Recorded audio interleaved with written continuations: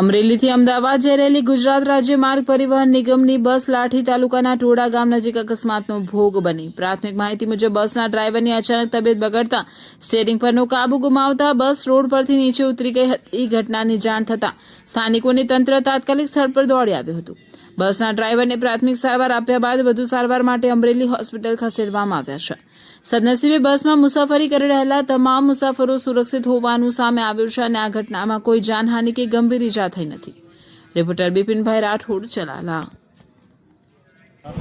9:30 અમારી બસ હતી અમરેલી અમદાવાદ અને રસ્તામાં નાચ્યા ઈશ્વરીય ગયા પછી ડ્રાઈવરને જરાક એવું લાગ્યું તો એને ગાડી રોકીને એને ચક્કર માર્યું.